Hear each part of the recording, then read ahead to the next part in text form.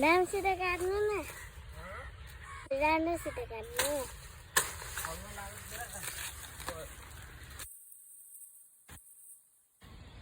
देखाउनु अहिले बाबाको आएको बेलामा अनि मान्छेले हाल्दैन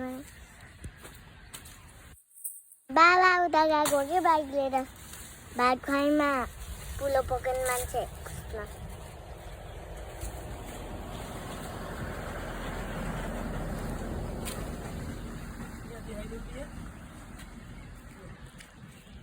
देखिरह हल्लो लाग्यो के र अब यो बुङ्गाको